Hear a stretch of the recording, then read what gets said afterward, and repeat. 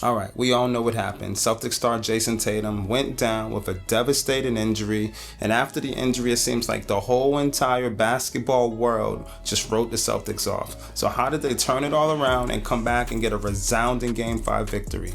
Let's talk about it. While there were numerous reasons why the Celtics were able to bounce back and get a pivotal win in Game 5, one of the number one reasons they were able to pull it out was physical size. Porzingis started in Jason Tatum's absence, but he was absolutely ineffective. He was actually ineffective in every single game, not only in this series, but even in the first round series versus the Orlando Magic. Finally, Mazzulla decided to make a change and put in Luke Kornet. In the first couple of games, Mitchell Robinson was dominating in offensive rebounds, and that's the reason they were going to hack a Mitch early. Obviously, you're not too concerned with Mitchell Robinson scoring a ton of points, but you need to make him a little bit more ineffective because his physical size and offensive rebounding was almost dominating the series. Not only did Luke Kornet help us out with physical size, he did grab 9 rebounds. He also scored 10 points on 5 for 5 field goal shooting, but most importantly, he had 7 blocks. That is actually third most blocks in a playoff game coming off the bench, and for Luke Kornet, that's actually a career high in blocks in the biggest game of his career. The Celtics hope to keep going forward. Luke Kornet's going to have to contribute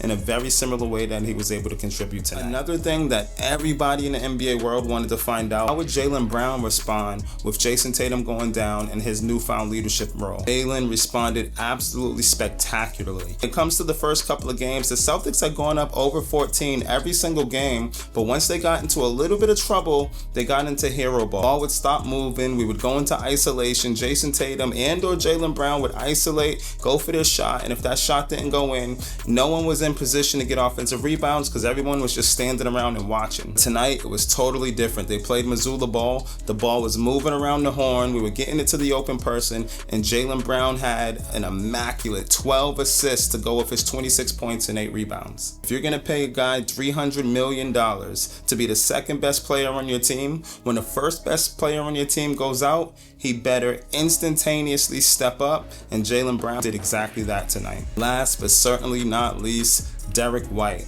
Obviously, Jason Tatum went down. Obviously, Jaylen Brown stepped it up, and Luke Kornet put his big body out there and contributed immensely. Not only did he score 34 points, but his shooting efficiency was just way better than it had been in the previous games. So obviously, it's just one win. Celtics are still down 3-2 in this series. It definitely showed if they play the right way, Celtics basketball, anything is possible. Hopefully, they've taken a lot of pressure off themselves and placed it firmly on the New York Knickerbockers. I know I'm a big fan, but rumors of the Celtics' demise has been greatly exaggerated.